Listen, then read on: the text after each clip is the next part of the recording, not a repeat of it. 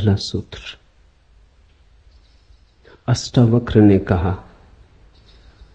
तू सब का एक दृष्टा है और सदा सचमुच मुक्त है।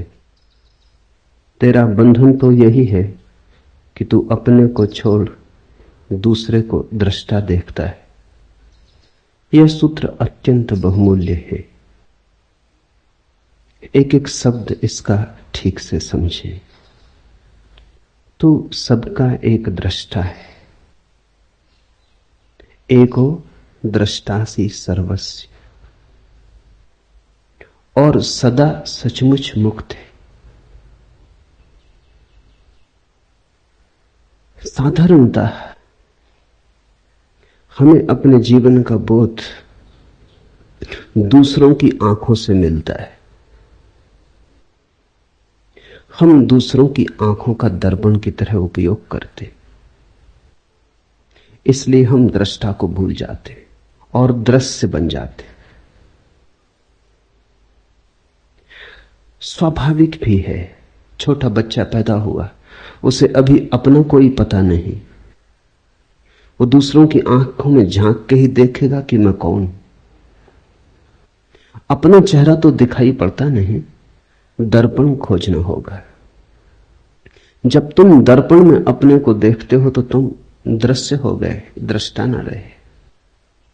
तुम्हारी अपने से पहचान ही कितनी है, उतनी जितना दर्पण ने कहा। मां कहती है बेटा सुंदर है, तो बेटा अपने को सुंदर मानता है। शिक्षक कहते हैं स्कूल में बुद्धिमान हो, तो व्यक्ति अपने को बुद्धिमान मानता है। कोई अपमान कर देता है, कोई निंदा कर देता है, तो निंदा का स्वर भीतर समा जाता है। इसलिए तो हमें अपना बोध बड़ा भ्रामक मालूम होता है, क्योंकि अनेक स्वर से मिलकर बना है, विरोधी स्वरों से मिलकर बना है। किसी ने कहा सुंदर हो और किसी ने कहा तुम और सुंदर। शकल तो देखो आईने में, दोनों स्वर भीतर चले गए, द्वंद्व पैदा हो गया। किसी ने कहा बड़े बुद्धिमान हो और किसी ने कहा तुम जैसा बुद्धू आदमी नहीं देखा। दोनों स्वर भीतर चले गए, दोनों भीतर जुड़ गए। बड़ी बेचैनी पैदा हो गई, बड़ा द्वंद्व पैदा हो गया। इसलिए तो तुम निश्चित नहीं हो कि तुम कौन हो। इतनी भीड़ तुमने इकट्ठी कर ली है मतों की, इतने दर्पणों में झांका है और सभी दर्पणों ने अलग अलग खबर दी। दर्पण तुम्हारे संबंध में थोड़ी खबर देते, दर्पण अपने संबंध में खबर देते। तुमने दर्पण देखे होंगे जिनमें तुम लंबे हो जाते, दर्पण देखे होंगे जिनमें तुम मोटे हो जाते, दर्पण देखे होंगे जिनमें तुम अति सुंदर दिखने लगते, दर्पण देखे होंगे जिनमें तुम अति कुरूप हो जाते, अष्टावक्र हो जाते। दर्पण में जो झलक मिलती है वो तुम्हारी नहीं है, दर्पण के अपने स्वभाव की। विरोधी बातें इकट्ठी होती चली जाती। इन्हीं विरोधी बातों के संग्रह का नाम तुम समझ लेते हो मैं हूं। इसलिए तुम सदा कपते रहते हो, डरते रहते हो। लोक मत का कितना भय होता है। कहीं लोग बुरा ना सोचे, कहीं लोग ऐसा ना समझ लें कि मैं मूढ़ हूं, कहीं ऐसा ना समझ लें कि मैं असाधु हूं। लोग कहीं ऐसा ना समझ लें, क्योंकि लोगों के द्वारा ही हमने अपनी आत्मा निर्मित की है। गुरुजीएफ अपने शिष्यों से कहता था, अगर तुम्हें आत्मा को जानना हो तो तुम्हें लोगों को छोड़ना होगा। ठीक कहता था। सदियों से यही सद्गुरुओं ने कहा है, अगर तुम्हें स्वयं को पहचानना हो तो तुम्हें दूसरों की आंखों में देखना बंद कर देना होगा। मेरे देखे बहुत से खोजी, सत्य के अन्वेषक समाज को छोड़कर चले गए। उसका कारण यह नहीं था कि समाज में रह के सत्य को पाना असंभव है। उसका कारण इतना ही था, समाज में रह के स्वयं की ठीक ठीक छवि जाननी बहुत कठिन है। यहां लोग खबर दिए ही चले जाते हैं कि तुम कौन हो। तुम पूछो न पूछो, सब तरफ से झलकें आती ही रहती हैं कि तुम कौन हो। और हम धीरे धीरे इन्हीं झलकों के लिए जीने लगते। मैंने सुना एक राजनेता मरा, उसकी पत्नी 2 वर्ष पहले मर गई थी।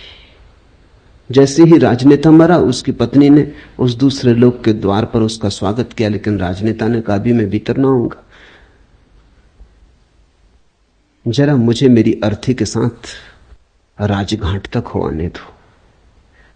पत्नी ने कहा अब क्या सार है, वहां तो देह पड़ी रह गई, मिट्टी है। उसने कहा कि मिट्टी नहीं, इतना तो देख लेने तो कितने लोग विदा करने आए। राजनेता और उसकी पत्नी भी अर्थी के साथ साथ, किसी को तो दिखाई ना पड़ते थे पर उनको अर्थी दिखाई पड़ती थी, चले। बड़ी भीड़ थी, अखबार नवीस थे, फोटोग्राफर थे, झंडे झुकाए गए थे, फूल सजाए गए थे, मिलिट्री के ट्रक पर रखी अर्थी थी, बड़ा सम्मान दिया जा रहा था, तोपें आगे पीछे थी, सैनिक चल रहे थे। गदगद हो उठा राजनेता। पत्नी ने कहा इतने प्रसन्न क्या हो रहे हो? उसने कहा अगर मुझे पता होता कि मरने पर इतनी भीड़ आएगी तो मैं पहले कभी का मर गया होता, तो हम पहले ही ना मर गए होते, इतने दिन क्यों राह देखते? इतनी भीड़ मरने पर आए, इसी के लिए तो जिए। भीड़ के लिए लोग जीते हैं, भीड़ के लिए लोग मरते हैं। दूसरे क्या कहते हैं ये इतना मूल्यवान हो गया है कि तुम पूछते ही नहीं कि तुम कौन हो। दूसरे क्या कहते हैं उन्हीं की कतरन छांट छांट के इकट्ठी अपनी तस्वीर बना लेते। वो तस्वीर बड़ी डमाडोल रहती, क्योंकि लोगों के मन बदलते रहते, और फिर लोगों के मन ही नहीं बदलते रहते, लोगों के कारण भी बदलते रहते। कोई आके तुमसे कह गया कि आप बड़े साधु पुरुष हैं, उसका कुछ कारण खुशामद कर गया। साधु पुरुष तुम्हें मानता कौन है? अपने को छोड़ के संसार में कोई किसी को साधु पुरुष नहीं मानता। तुम अपनी ही सोचो ना, तुम अपने को छोड़ के किसको साधु पुरुष मानते हो? कभी कभी कहना पड़ता है, जरूरतें, जिंदगी है, अड़चने, झूठे को सच्चा कहना पड़ता है, दुर्जन को सज्जन कहना पड़ता है, कुरूप को सुंदर की तरह प्रशंसा करनी पड़ती, स्तुति करनी पड़ती, खुशामद करनी पड़ती। खुशामद इसलिए तो इतनी बहुमूल्य है। खुशामद के चक्कर में लोग क्यों आ जाते? मूड से मूड आदमी से भी कहो कि तुम महाबुद्धिमान हो तो वो भी इंकार नहीं करता, क्योंकि उसको अपना तो कुछ पता नहीं। तुम जो कहते हो वही सुनता है, तुम जो कहते हो वही हो जाता है। तो उनके कारण बदल जाते। कोई कहता है सुंदर हो, कोई कहता है असुंदर हो, कोई कहता है भले हो, कोई कहता है बुरे हो। ये सब इकट्ठा होता चला जाता है, और इन विपरीत मतों के आधार पर तुम अपनी आत्मा का निर्माण कर लेते हो। तुम ऐसी बैलगाड़ी पर सवार हो जिसमें सब तरफ बैल जुते, जो सब दिशाओं में एक साथ जा रही, तुम्हारे अस्थि पंजर ढीले हुए जा रहे, तुम सिर्फ घसीटते हो, कहीं पहुंचते नहीं, पहुंच सकते नहीं। पहला सूत्र है आज का, तू सबका एक दृष्टा है और तू सदा सचमुच मुक्त है। व्यक्ति दृश्य नहीं है, दृष्टा है। दुनिया में 3 तरह के व्यक्ति हैं। वे जो दृश्य बन गए, वे सबसे ज्यादा अंधेरे में। दूसरे वे जो दर्शक बन गए, वे पहले से थोड़े ठीक है लेकिन कुछ बहुत ज्यादा अंतर नहीं। तीसरे वे जो दृष्टा बन गए। तीनों को अलग अलग समझ लेना जरूरी है। जब तुम दृश्य बन जाते हो तो तुम वस्तु हो गए, तुमने आत्मा खो दी। इसलिए राजनेता में आत्मा को पाना मुश्किल है, अभिनेता में आत्मा को पाना मुश्किल है। वो दृश्य बन गया है, वो दृश्य बनने के लिए ही जीता है। उसकी सारी कोशिश ये है कि मैं लोगों को भला कैसे लगूं, सुंदर कैसे लगूं, श्रेष्ठ कैसे लगूं। श्रेष्ठ होने की चेष्टा नहीं है, श्रेष्ठ लगने की चेष्टा है। कैसे श्रेष्ठ दिखाई पड़ूं। तो जो दृश्य बन रहा है वो पाखंडी हो जाता है। वो ऊपर से मुखौटे ओढ़ लेता है, ऊपर से सब आयोजन कर लेता है, भीतर सड़ता जाता है। फिर दूसरे वे लोग हैं जो दर्शक बन गए, उनकी बड़ी भीड़ है। स्वभावतः पहले तरह के लोगों के लिए दूसरे तरह के लोगों की जरूरत है, नहीं तो दृश्य बनेंगे लोग कैसे? कोई राजनेता बन जाता है, फिर ताली बजाने वाली भीड़ मिल जाती, तो दोनों में बड़ा मेल बैठ जाता है। नेता हो तो अनुयायी भी चाहिए, कोई नाच रहा हो तो दर्शक भी चाहिए, कोई गीत गा रहा हो तो सुनने वाले भी चाहिए। तो कोई दृश्य बनने में लगा है, कुछ दर्शक बनकर रह गए। दर्शकों की बड़ी भीड़ है। पश्चिम के मनोवैज्ञानिक बड़े चिंतित थे, क्योंकि लोग बिल्कुल ही दर्शक होकर रह गए। फिल्म देखाते हैं, रेडियो खोल लेते हैं, टेलीविजन के सामने बैठ जाते हैं घंटों। अमेरिका में करीब करीब औसत आदमी 6 घंटे रोज टेलीविजन देख रहा है। फुटबॉल का मैच हो देखाते हैं, कुश्ती हो रही हो तो देखाते हैं, क्रिकेट हो तो देखाते हैं, ओलंपिक हो तो देखाते हैं। बस सिर्फ देखने वाले रह गए, खड़े हैं दर्शक की तरह राह के किनारे राहगीर। जीवन का जुलूस निकल रहा है, तुम देख रहे हो। कुछ हैं जो जीवन के जुलूस में सम्मिलित हो गए, वो जरा कठिन धंधा है, वहां बड़ी प्रतियोगिता है। जुलूस में सम्मिलित होना जरा मुश्किल है, बड़े संघर्ष और बड़े आक्रमण की जरूरत है। लेकिन जुलूस को देखने वालों की भी जरूरत है, वो किनारे खड़े देख रहे हैं। अगर वो ना हो तो जुलूस भी विदा हो जाए। तुम थोड़ा सोचो, अगर अनुयायी न चले पीछे तो नेताओं का क्या हो? अकेले झंडा ऊंचा रहे हमारा, बड़े बुद्धू मालूम पड़े, बड़े पागल मालूम पड़े। राह किनारे लोग चाहिए, भीड़ चाहिए, तो पागलपन भी ठीक मालूम पड़ता है। तुम थोड़ा सोचो, कोई देखने ना आए और क्रिकेट का मैच होता रहे, मैच के प्राण निकल गए। मैच के प्राण मैच में थोड़ी, वो देखने जो लाखों लोग इकट्ठे होते हैं उनमें। और आदमी अद्भुत है, आदमी तो घुड़दौड़ देखने भी जाते। ये पूरा कोरेगांव पार्क घुड़दौड़ देखने वालों की बस्ती। ये बड़ी हैरानी की बात है, आदमी को दौड़ाओ, कोई घोड़ा देखने नहीं आता। घोड़े दौड़ते हैं, आदमी देखने जाते हैं। ये घोड़ों से भी गई बीती स्थिति हो गई। देखते ही देखते जिंदगी बीत जाती। दर्शक प्रेम करते नहीं तुम, फिल्म में प्रेम चलता है वो देखते हो। नाचते नहीं तुम, कोई नाचता है तुम देखते हो। गीत तुम नहीं गुनगुनाते, कोई गुनगुनाता है तुम सुनते हो। तुम्हारा जीवन अगर नपुंसक हो जाए, अगर उसमें से सब जीवन ऊर्जा खो जाए तो आश्चर्य क्या? तुम्हारे जीवन में कोई गति नहीं है, कोई ऊर्जा का प्रवाह नहीं है, तुम मुर्दे की भांति बैठे हो। बस तुम्हारा कुल काम इतना है कि देखते रहो, कोई दिखाता रहे, तुम देखते रहो। ये दो ही की बड़ी संख्या है दुनिया में, दोनों एक दूसरे से बंधे हैं। मनोवैज्ञानिक कहते हैं दुनिया में हर बीमारी के दो पहलू होते हैं। दुनिया में कुछ लोग हैं जिनको मनोवैज्ञानिक कहते हैं मैसोचिस्ट, पर स्वदुखवादी, वो अपने को सताते हैं। और दुनिया में दूसरा एक वर्ग है जिसको मनोवैज्ञानिक कहते हैं सैडिस्ट, पर दुखवादी, दूसरे को सताते। दोनों की जरूरत है, इसलिए दोनों जब मिल जाते हैं तो बड़ा राग रंग चलता है। मनोवैज्ञानिक कहते हैं कि अगर पति दूसरों को सताने वाला हो और स्त्री खुद को सताने वाली हो तो इससे बढ़िया जोड़ा और दूसरा नहीं होता। स्त्री अपने को सताने में मजा लेती है, पति दूसरे को सताने में मजा लेता है। राम मिलाई जोड़ी, कोई अंधा कोई कोढ़ी, मिल गए, बिल्कुल मिल गए, बिल्कुल ठीक बैठ गए। हर बीमारी के दो पहलू होते, दृश्य और दर्शक एक ही बीमारी के दो पहलू।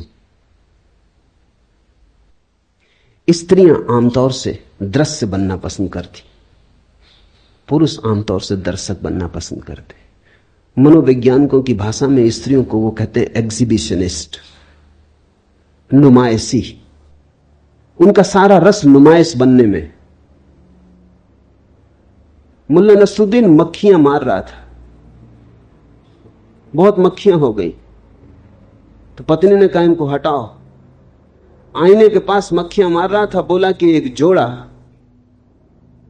दो मादाएं बैठी। पत्नी ने कहा हद हो गई, तुमने पता कैसे चलाया कि नर हैं कि मादाएं? उन्होंने कहा घंटे भर से आईने पे बैठी हैं, मादाएं होनी चाहिए। नर को आईने के पास क्या करना? स्त्रियां आईने से छूट ही नहीं पाती।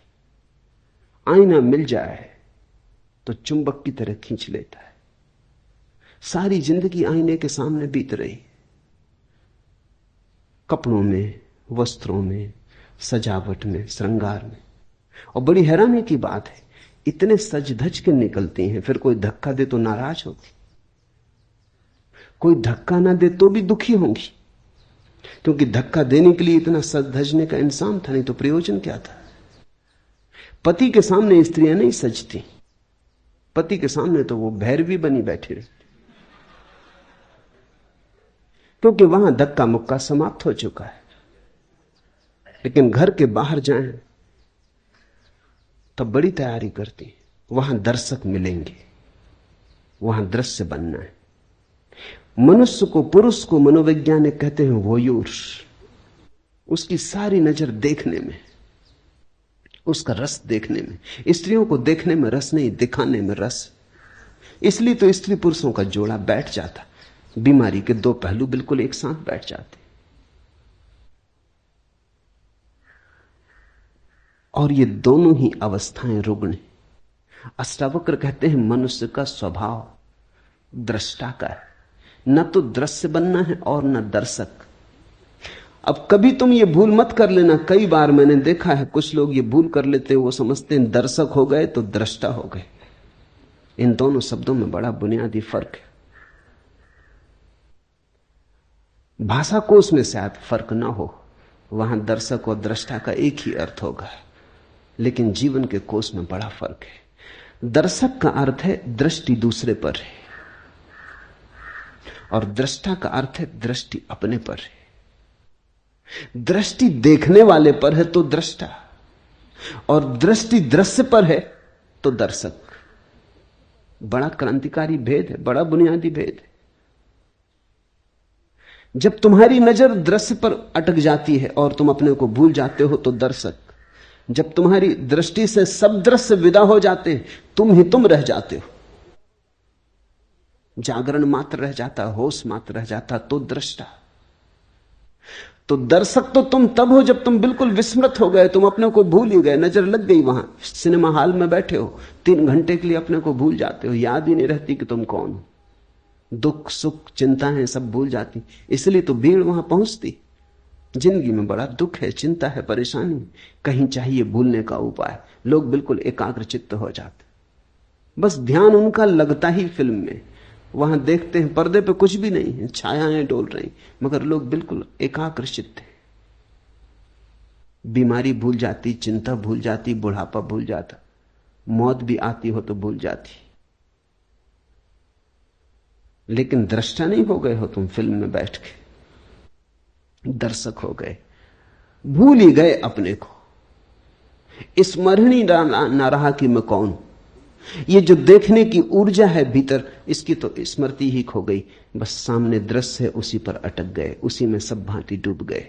दर्शक होना एक तरह का आत्मविस्मरण, और दृष्टा होने का अर्थ है सब दृश्य विदा हो गए, पर्दा खाली हो गया, अब कोई फिल्म नहीं चलती वहां, न कोई विचार रहे, न कोई शब्द रहे, पर्दा बिल्कुल शून्य हो गया, कोरा और शुभ्र सफेद। देखने को कुछ भी ना बचा, सिर्फ देखने वाला बचा। और अब देखने वाले में डुबकी लगी तो दृष्टा। दृश्य और दर्शक, मनुष्यता इनमें बटी। कभी कभी कोई दृष्टा होता है, कोई अष्टावक्र, कोई कृष्ण, कोई महावीर, कोई बुद्ध। कभी कभी कोई जागता और दृष्टा होता है। तू सबका एक दृष्टा है। और इस सूत्र की खूबियां यह हैं कि जैसे ही तुम दृष्टा हुए, तुम्हें पता चलता है दृष्टा तो एक ही है संसार में, बहुत नहीं। दृश्य बहुत है, दर्शक बहुत है, अनेकता का अस्तित्व ही दृश्य और दर्शक के बीच है। वो झूठ का जाल है, दृष्टा तो एक ही है। ऐसा समझो कि चांद निकला, पूर्णिमा का चांद निकला, नदी पोखर में, तालाब सरोवर में, सागर में, सरिताओं में, सब जगह प्रतिबिंब बने। अगर तुम पृथ्वी पर घूमो और सारे प्रतिबिंबों का अंकन करो तो करोड़ों अरबों खरबों प्रतिबिंब मिलेंगे, लेकिन चांद एक है, प्रतिबिंब अनेक है। दृष्टा एक है, दृश्य अनेक है, दर्शक अनेक है। वो सिर्फ प्रतिबिंब है, वो छायाएं हैं। तो जैसे ही कोई व्यक्ति दृश्य और दर्शक से मुक्त होता है, न तो दिखाने की इच्छा रही कि कोई देखे, न देखने की इच्छा रही। देखने और दिखाने का जाल छूटा, वो रस न रहा, तो वैराग्य। अब कोई इच्छा नहीं होती कोई देखे और कहे कि सुंदर हो, सज्जन हो, संत हो, साधु हो। अगर इतनी भी इच्छा भीतर रह गई कि लोग तुम्हें साधु समझें, तो अभी तुम पुराने जाल में पड़े हो। अगर इतनी भी आकांक्षा रह गई मन में कि लोग तुम्हें संत पुरुष समझें, तो तुम अभी पुराने जाल में पड़े हो। अभी संसार नहीं छूटा, संसार ने नया रूप लिया, नया ढंग पकड़ा, लेकिन यात्रा पुरानी ही जारी है, सातत्य पुराना ही जारी। क्या करोगे देखकर? खूब देखा, क्या पाया? क्या करोगे दिखाकर? कौन है यहां जिसको दिखा के कुछ मिलेगा? इन दोनों से पार हटकर, द्वंद्व से हटकर जो दृष्टा में डूबता है, तो पाता है कि एक ही है। ये पूर्णिमा का चांद तो एक ही है। ये सरोवरों, पोखरों, तालाबों, सागरों में अलग अलग दिखाई पड़ता था, अलग अलग दर्पण थे इसलिए दिखाई पड़ता था। मैंने सुना है एक राजमहल था, सम्राट ने महल बनाया था सिर्फ दर्पणों से, दर्पण ही दर्पण थे अंदर, कांच महल था। एक कुत्ता, सम्राट का खुद का कुत्ता, रात बंद हो गया, भूल से अंदर रह गया। उस कुत्ते की अवस्था तुम समझ सकते हो क्या हुई होगी। वही आदमी की अवस्था है। उसने चारों तरफ देखा, कुत्ते ही कुत्ते थे, हर दर्पण में कुत्ता था। वो घबरा गया, वो भौंका। जब आदमी भयभीत होता है तो दूसरे को भयभीत करना चाहता, शायद दूसरा भयभीत हो जाए तो अपना भय कम हो जाए। वो भौंका, लेकिन स्वभाव था वहां तो दर्पण ही थे। दर्पण दर्पण से कुत्ते भौंके, आवाज उसी पर लौट आई, अपनी ही प्रतिध्वनि थी। रात भर भौंकता रहा और बागता और दर्पणों से जूझता लहूलुहान हो गया। वहां कोई भी न था, अकेला था। सुबह मरा हुआ पाया गया, सारे भवन में खून के चिन्ह थे। उसकी कथा आदमी की कथा है। यहां दूसरा नहीं, यहां अन्य है ही नहीं, जो है अनन्य है। यहां एक है, लेकिन उस एक को जब तक तुम भीतर से ना पकड़ लोगे ख्याल में ना आएगा। तू सबका एक दृष्टा है और सदा सचमुच मुक्त है। अष्टावक्र कहते हैं सचमुच मुक्त है। इसे कल्पना मत समझना। आदमी बहुत अद्भुत है। आदमी सोचता है कि संसार तो सत्य है और ये सत्य की बातें सब कल्पना है। दुख तो सत्य मानता है, सुख की कोई किरण उतरे तो मानता है कोई सपना है, कोई धोखा है। मेरे पास लोग आते हैं, वो कहते हैं बड़ा आनंद मालूम हो रहा है। शक होता है ये कहीं भ्रम तो नहीं। दुख में इतने जन्मों जन्मों तक रहे कि भरोसा ही खो गया कि आनंद हो भी सकता है। आनंद असंभव मालूम होने लगा है। रोने का अभ्यास ऐसा हो गया है, दुख का ऐसा अभ्यास हो गया है, कांटों से ऐसी पहचान हो गई कि फूल अगर दिखाई भी पड़े तो भरोसा नहीं आता, लगता है सपना है, आकाश कुसुम, होगा नहीं, हो नहीं सकता। इसलिए अष्टावक्र कहते हैं सचमुच मुक्त है व्यक्ति, बंधा नहीं। बंधन असंभव है क्योंकि केवल परमात्मा है, केवल एक है। न तो बांधने को कुछ है, न बंधने को कुछ है। तू सदा सचमुच मुक्त है। इसलिए अष्टावक्र जैसे व्यक्ति कहते हैं कि इसी क्षण चाहे तो मुक्त हो सकता है, क्योंकि मुक्त है ही। मुक्ति में कोई बाधा नहीं, बंधन कभी पड़ा नहीं, बंधन केवल माना हुआ है। तेरा बंधन तो यही है कि तू अपने को छोड़ दूसरे को दृष्टा देखता है। एको दृष्टासी सर्वस्य मुक्त प्रायो असि सर्वदा, अयमेव ही ते बंधो दृष्टारम पश्य सीतरम। एक ही बंधन है कि तू अपने को छोड़ दूसरे को दृष्टा देखता है, और एक ही मुक्ति है कि तू अपने को दृष्टा जान ले। तो इस प्रयोग को थोड़ा करना शुरू करें। देखते हैं, वृक्ष के पास बैठे हैं, वृक्ष दिखाई पड़ रहा है, तो धीरे धीरे वृक्ष को देखते देखते उसको देखना शुरू करें जो वृक्ष को देख रहा है। जरा से हेरफेर की बात है। साधारणतः चेतना का तीर वृक्ष की तरफ जा रहा है, इस तीर को दोनों तरफ जाने दें, इसका फल दोनों तरफ कर लें। वृक्ष को भी देखें और साथ ही चेष्टा करें उसको भी देखने की जो देख रहा है। देखने वाले को न भूलें, देखने वाले को पकड़ पकड़ लें, बार बार भूलेगा, पुरानी आदत है, जन्मों की आदत है, भूलेगा, लेकिन बार बार देखने वाले को पकड़ लें। जैसे जैसे देखने वाला पकड़ में आने लगेगा, कभी कभी क्षण भर को ही आएगा, लेकिन क्षण भर को ही पाएंगे एक अपूर्व शांति का उदय हुआ, एक आशीष बरसा, एक सौभाग्य की किरण उतरी। एक क्षण को भी अगर ऐसा होगा तो एक क्षण को भी मुक्ति का आनंद मिलेगा, और वो आनंद तुम्हारे जीवन के स्वाद को और जीवन की धारा को बदल देगा। शब्द नहीं बदलेंगे तुम्हारे जीवन की धारा को, शास्त्र नहीं बदलेंगे, अनुभव बदलेगा, स्वाद बदलेगा। यहां मुझे सुन रहे हैं, दो तरह से सुना जा सकता है। सुनते वक्त मैं जो बोल रहा हूं अगर उस पर ही ध्यान रहे और तुम अपने को भूल जाओ तो फिर तुम दृष्टा ना रहे, श्रोता ना रहे, श्रावक ना रहे। तुम्हारा ध्यान मुझ पे अटक गया तो तुम दर्शक हो गए। आंख से ही दर्शक नहीं हुआ जाता, कान से भी दर्शक हुआ जाता है। जब भी ध्यान ऑब्जेक्ट पर, विषय पर अटक जाए तो तुम दर्शक हो गए। सुनते वक्त सुनो मुझे, साथ में उसको भी देखते रहो, पकड़ते रहो, टटोलते रहो जो सुन रहा है। निश्चित ही तुम सुन रहे हो, मैं बोल रहा हूं। बोलने वाले पर ही नजर ना रहे, सुनने वाले को भी पकड़ते रहो, बीच बीच में उसको ख्याल लेते रहो। धीरे धीरे तुम पाओगे कि जिस घड़ी में तुमने सुनने वाले को पकड़ा, उसी घड़ी में तुमने मुझे सुना, से सब व्यर्थ गया। जब तुम सुनने वाले को पकड़ के सुनोगे तब जो मैं कह रहा हूं वही तुम्हें सुनाई पड़ेगा।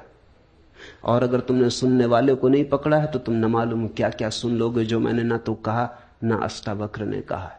तब तुम्हारा मन बहुत से जाल बुन लेगा, तुम बेहोश हो। बेहोशी में तुम कैसे होश की बातें समझ सकते हो? ये बातें होश की हैं, ये बातें किसी और दुनिया की हैं। तुमने अगर नींद में सुना तो तुम इन बातों के आसपास अपने सपने गूंथ लोगे, तुम इन बातों का रंग खराब कर दोगे, तुम इनको पोत लोगे, तुम अपने ढंग से इनका अर्थ निकाल लोगे, तुम इनकी व्याख्या कर लोगे। तुम्हारी व्याख्या में ही ये अद्भुत वचन मुर्दा हो जाएंगे। तुम्हारे हाथ लाश लगेगी अष्टावक्र की, जीवित अष्टावक्र से तुम चूक जाओगे। क्योंकि जीवित अष्टावक्र को पकड़ने के लिए तो तुम्हें अपने दृष्टा को पकड़ना होगा। वहां है जीवित अष्टावक्र। इसे ख्याल में लो। सुनते हो मुझे, सुनते सुनते उसको भी सुनने लगो जो सुन रहा है। तीर दोहरा हो जाए, मेरी तरफ हो तुम्हारी तरफ भी हो। अगर मैं भूल जाऊं तो कोई हर्जा नहीं, लेकिन तुम नहीं भूलने चाहिए। और एक ऐसी घड़ी आती है जब ना तो तुम रह जाते न मैं रह जाता। एक ऐसी परम शांति की घड़ी आती है जब दो नहीं रह जाते, एक ही बचता है। तुम ही बोल रहे हो, तुम ही सुन रहे हो, तुम ही देख रहे हो, तुम ही दिखाई पड़ रहे हो। उस घड़ी के लिए ही इशारा अष्टावक्र कर रहे हैं कि वो एक है दृष्टा और सदा सचमुच मुक्त है। बंधन स्वप्न जैसा है। आज रात तुम पूना में सोओगे, लेकिन नींद में तुम कलकत्ते में हो सकते हो, दिल्ली में हो सकते हो, काठमांडू में हो सकते हो, कहीं भी हो सकते हो। सुबह जाग के फिर तुम अपने को पूना में पाओगे। सपने में अगर काठमांडू चले गए तो लौटने के लिए कोई हवाई जहाज से यात्रा नहीं करनी पड़ेगी, ना ट्रेन पकड़नी पड़ेगी, न पैदल यात्रा करनी पड़ेगी। यात्रा करनी ही नहीं पड़ेगी। सुबह आंख खुलेगी और तुम पाओगे कि पूना में हो। सुबह तुम पाओगे तुम कहीं गए ही नहीं, सपने में गए थे। सपने में जाना कोई जाना है। बंधन तो एक ही है तेरा कि तू अपने को छोड़ दूसरे को दृष्टा देखता है। एक ही बंधन है कि हमें अपना होश नहीं, अपने दृष्टा का होश नहीं। एक तो यह अर्थ है इस सूत्र का, एक और भी अर्थ है, वो भी ख्याल में ले लेना चाहिए। साधारणता अष्टावक्र के ऊपर जिन्होंने भी कुछ लिखा है उन्होंने दूसरा ही अर्थ किया है, इसलिए वो दूसरा अर्थ भी समझ लेना जरूरी है। वो दूसरा अर्थ भी ठीक है, दोनों अर्थ साथ साथ ठीक है। तेरा बंधन तो यही है कि तू अपने को छोड़ दूसरे को दृष्टा देखता है। तुम मुझे सुन रहे हो, तुम सोचते हो कान सुन रहा है, तुम मुझे देख रहे हो, तुम सोचते हो आंख देख रही। आंख क्या देखेगी? आंख को दृष्टा समझ रहे हो तो भूल हो गई। देखने वाला तो आंख के पीछे, सुनने वाला तो कान के पीछे। तुम मेरे हाथ को छुओ तो तुम सोचोगे तुम्हारे हाथ ने मेरे हाथ को छुआ, गलती हो रही। छूने वाला तो हाथ के भीतर छिपा है। हाथ क्या छुएगा? कल मर जाओगे, लाश पड़ी रह जाएगी, लोग हाथ पकड़े बैठे रहेंगे, कुछ भी ना छुएगा। लाश पड़ी रह जाएगी, आंख खुली पड़ी रहेगी, सब दिखाई पड़ेगा और कुछ भी दिखाई ना पड़ेगा। लाश पड़ी रह जाएगी, संगीत होगा, बैंड बाजे बजेंगे, कान पर चोट भी लगेगी, झंकार भी आएगी, लेकिन कुछ भी सुनाई ना पड़ेगा। जिसे सुनाई पड़ता था, जिसे दिखाई पड़ता था, जिसे स्पर्श होता था, स्वाद होता था, वो जा चुका। इंद्रियां नहीं अनुभव लाती, इंद्रियों के पीछे छिपा हुआ कोई। तो दूसरा अर्थ इस सूत्र का है कि तुम अपने को ही दृष्टा जानना, शरीर को मत जान लेना, आंख को, कान को, इंद्रियों को मत जान लेना, भीतर की चेतना को ही दृष्टा जानना।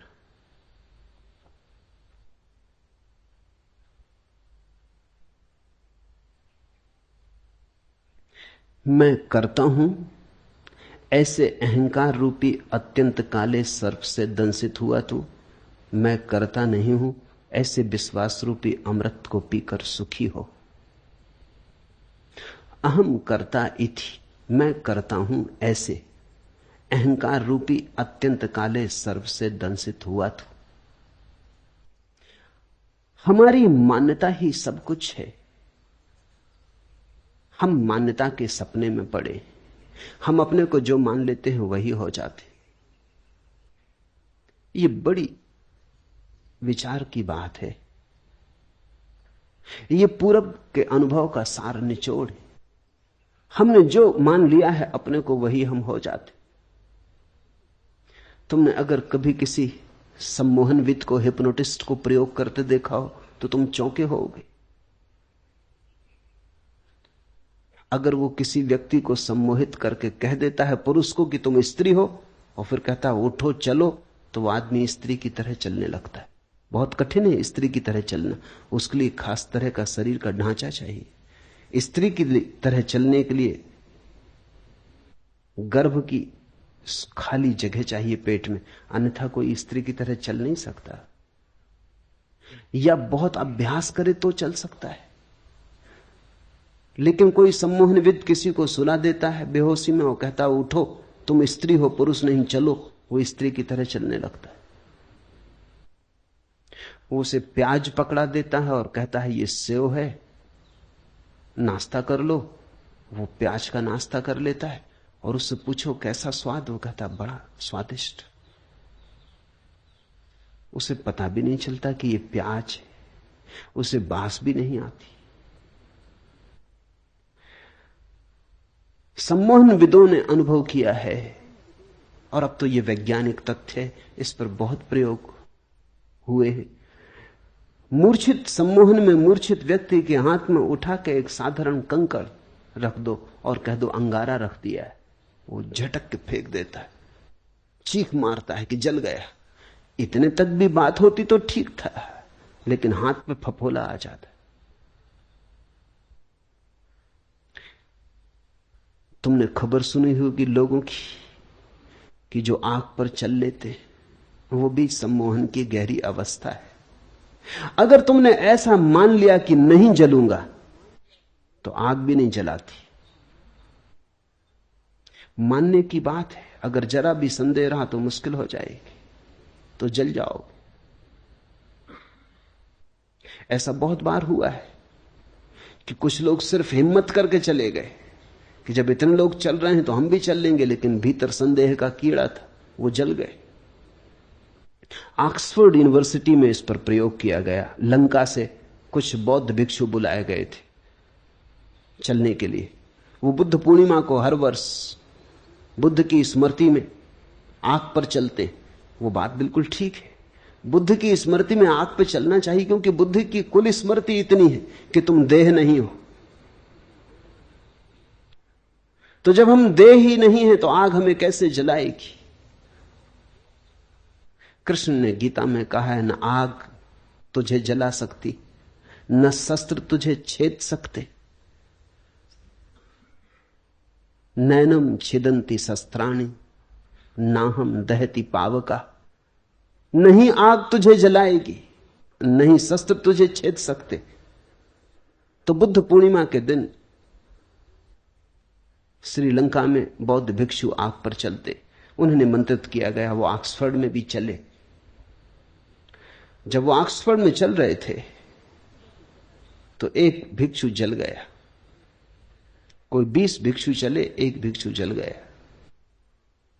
खोजबीन की गई कि बात क्या हुई। वो भिक्षु सिर्फ इंग्लैंड देखने आया था,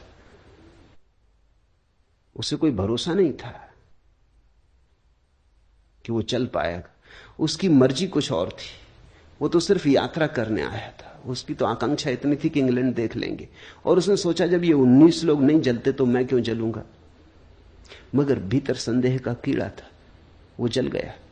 और वहीं उसी रात दूसरी घटना घटी कि एक प्रोफेसर, ऑक्सफोर्ड यूनिवर्सिटी का प्रोफेसर, जिसने कभी ये घटना न देखी थी न सुनी थी, वो सिर्फ बैठ के देख रहा था, उसे देख के इतना भरोसा आ गया कि वो उठा और चलने लगा और चल गया। न तो वो बौद्ध था, न धार्मिक था, उसे तो कुछ पता ही नहीं था। उसे तो सिर्फ इतने लोगों का चलना देख के ये लगा, ये भाव ऐसी गहनता से उठा, ये श्रद्धा इतनी सघन हो गई कि वो उठा एक गहन आनंद भाव में और नाचने लगा आग पर। भिक्षु भी चौंके, क्योंकि भिक्षुओं को तो ये ख्याल था कि बुद्ध भगवान उन्हें बचा रहे। ये आदमी तो कोई बौद्ध नहीं है, ये तो अंग्रेज था, और धार्मिक भी नहीं था, चर्च भी नहीं जाता था, तो क्राइस्ट भी इसकी फिक्र नहीं करेंगे। बुद्ध से तो कुछ लेना देना है नहीं, इसका तो कोई भी मालिक नहीं था, सिर्फ श्रद्धा। हम जो मानते हैं गहन श्रद्धा में वही हो जाते। मैं करता हूं ऐसे अहंकार रूपी अत्यंत काले सर्प से दंशित हुआ तू, मैं करता नहीं हूं ऐसे विश्वास रूपी अमृत को पीकर सुखी हो। ये वचन ख्याल रखना, बार बार अष्टावक्र कहते हैं सुखी हो। वो कहते हैं इसी क्षण घट सकती है बात। अहम करता इति, मैं करता हूं ऐसी हमारी धारणा है। उस धारणा के अनुसार हमारा अहंकार निर्मित होता है। कर्ता यानी अस्मिता। मैं करता हूं, उसी से हमारा अहंकार निर्मित होता है। इसलिए जितना बड़ा करता हो उतना बड़ा अहंकार होता है। तुमने अगर कुछ खास नहीं किया तो तुम क्या अहंकार रखोगे? तुमने एक बड़ा मकान बनाया तो उतना ही बड़ा तुम्हारा अहंकार हो जाता। तुमने एक बड़ा साम्राज्य रचाया तो उतनी ही सीमा तुम्हारे अहंकार की हो जाती। इसलिए तो दुनिया को जीतने के लिए पागल लोग निकलते। दुनिया को जीतने थोड़ी निकलते। दुनिया किसने कब जीती? लोग आते हैं चले जाते हैं, दुनिया को कौन जीत पाता है? लेकिन दुनिया को जीतने निकलते हैं घोषणा करने कि मेरा अहंकार इतना विराट है कि सारी दुनिया को छोटा कर दूंगा, घेर लूंगा, सीमा बना दूंगा। मैं ही परिभाषा बनूंगा सारे जगत की। सिकंदर और नेपोलियन और तैमूर और नादिर और सारे पागल दुनिया को घेरने चलते। ये दुनिया को घेरने के लिए जो आकांक्षा है, ये अहंकार की आकांक्षा है।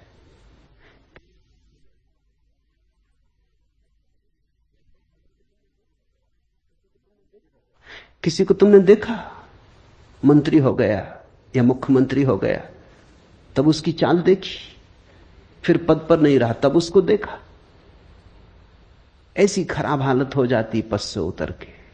आदमी वही है, बल खो जाता है। वो जो अहंकार का विष था, जो गति दे रहा था, नशा दे रहा था, वो चाल में जो मस्ती आ गई थी, सिर ऊंचा उठ गया था, रीढ़ सीधी हो गई थी, वो सब खो जाता है। क्या हो गया है? एक क्षण पहले इतना बल मालूम होता था, एक क्षण बाद ऐसा निर्बल हो गया। राजनीतिक पदों से उतर के ज्यादा दिन जिंदा नहीं रहते। राजनीतिक जब तक जीतते हैं तब तक बलशाली रहते हैं, जैसे ही हारने लगते वैसे ही बल खो जाता। मनोवैज्ञानिक कहते हैं कि लोग रिटायर होकर जल्दी मर जाते। 10 साल का फर्क पड़ता है, थोड़ा बहुत फर्क नहीं। जो आदमी 80 साल जीता, वो जब 60 साल में रिटायर हो जाता तो 70 में मर जाता है। वो 80 साल जी सकता था, कोई और कारण न था मरने का, लेकिन मरने का एक कारण मिल गया कि जब तुम कलेक्टर थे, कमिश्नर थे, पुलिस इंस्पेक्टर थे या कांस्टेबल ही सही, स्कूल के मास्टर ही सही। स्कूल के मास्टर की भी अकड़ होती, उसकी भी एक दुनिया होती। 30-40 लड़कों पर तो रोब बांधे ही रखता है, उनको तो दबाए ही रखता है, वहां तो सम्राट ही होता है। कहते हैं जब औरंगजेब ने अपने बाप को कारागृह में बंद कर दिया तो उसके बाप ने कहा कि मुझे यहां मन नहीं लगता, तू एक काम कर, 30-40 छोटे छोटे लड़के भेज दे, तुम एक मदरसा खोल दो।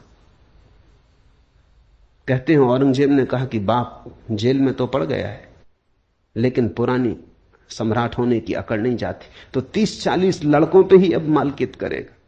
उसने इंतजाम कर दिया। छोटा छोटा स्कूल का मास्टर भी 30-40 लड़कों की दुनिया में तो राजा है। बड़े से बड़े राजा को भी इतना बल कहां होता है। कहो उठो तो उठते हैं लोग, कहो बैठो तो बैठते हैं लोग, सब उसके हाथ में। स्कूल का मास्टर ही सही, कलेक्टर हो, डिप्टी कलेक्टर हो, मिनिस्टर हो, कोई भी हो, जैसे ही रिटायर होता है वैसे ही बल खो जाता। अब कोई रास्ते पर नमस्कार नहीं करता, अब कहीं भी उसकी कोई सार्थकता नहीं मालूम होती, वो फिजूल मालूम पड़ता है, जैसे कूड़े के ढेर पर फेंक दिया गया या कबाड़ खाने में डाल दिया गया।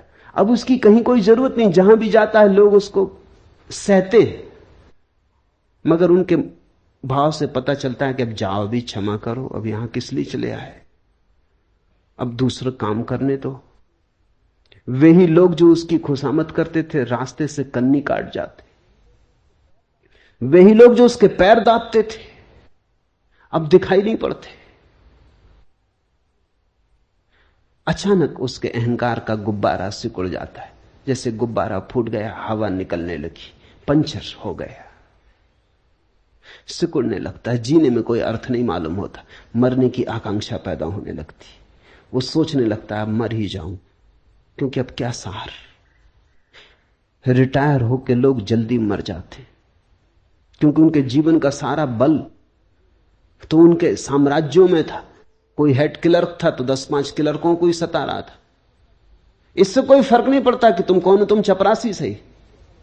मगर चपरासी की भी अकड़ होती, जब जाओ दफ्तर में अंदर तो चपरासी को बैठो, स्टूल पे ही बैठा है बाहर, लेकिन उसकी अकड़ देखो, कहता ठहरो।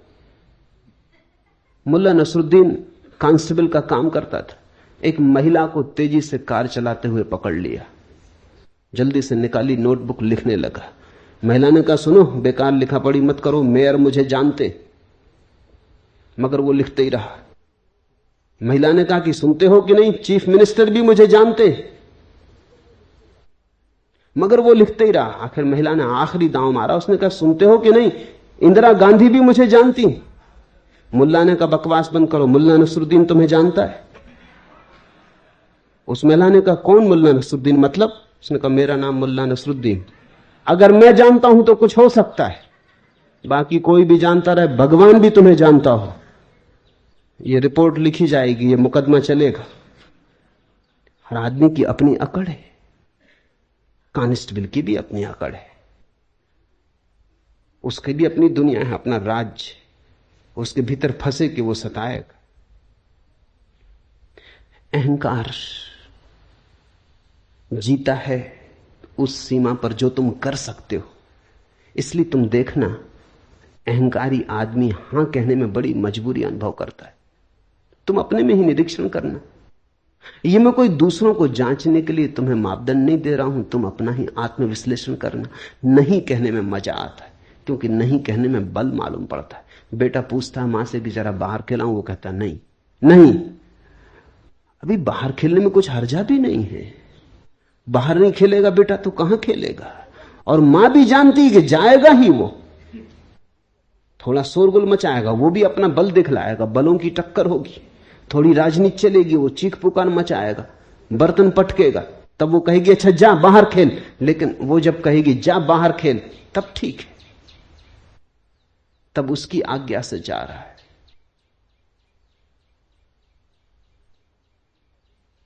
मुल्ला नसरुद्दीन का बेटा बहुत ऊधम कर रहा था, उससे बार बार कह रहा था शांत होकर बैठ, देख मेरी आज्ञा मान, शांत होकर बैठ। मगर वो सुन नहीं रहा था। कौन बेटा सुनता है?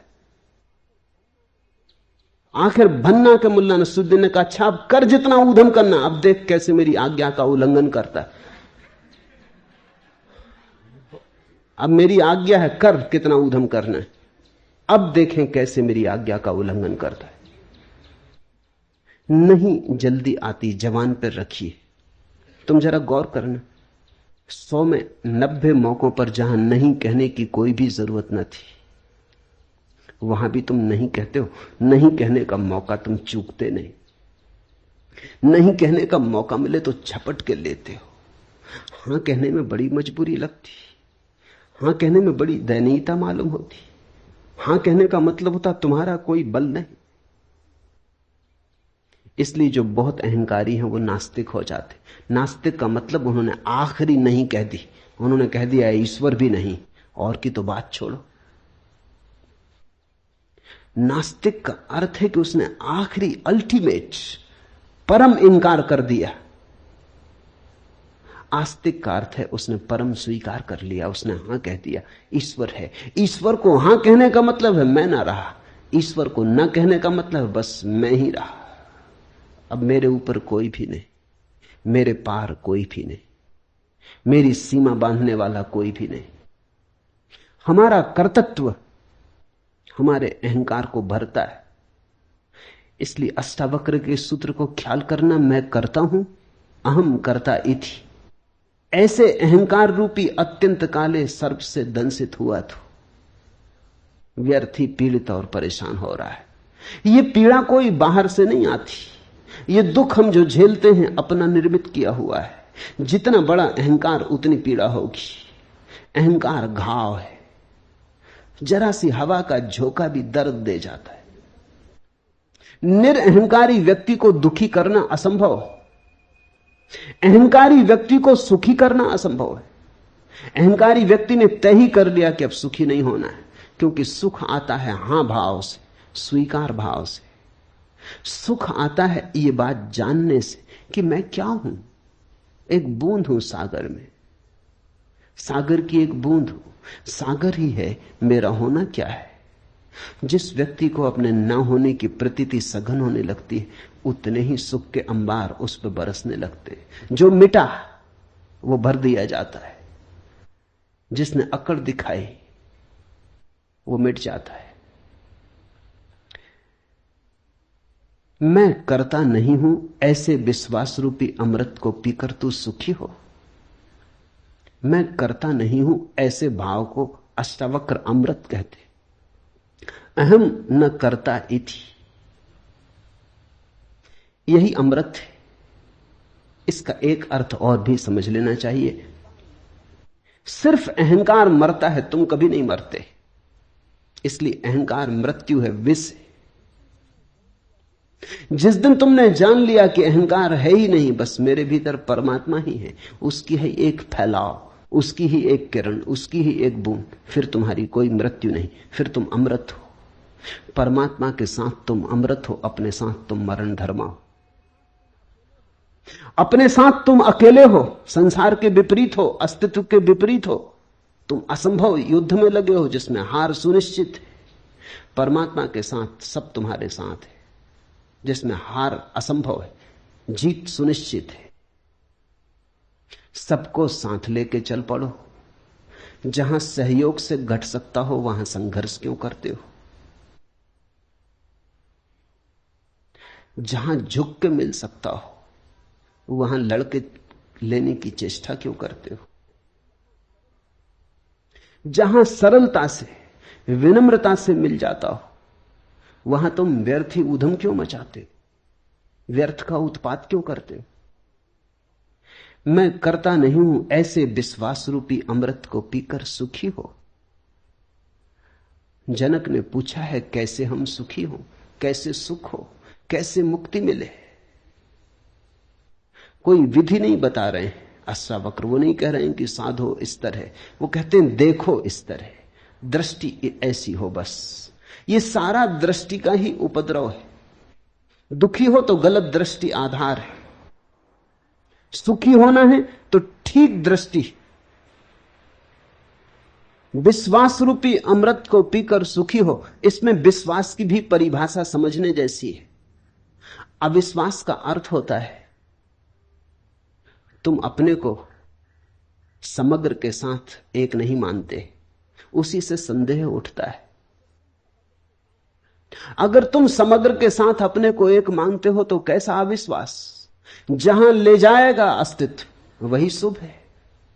न हम अपनी मर्जी आए न अपनी मर्जी जाते, न तो हमें जन्म का कोई पता है क्यों जन्मे, न हमें मृत्यु का कोई पता है क्यों मरेंगे।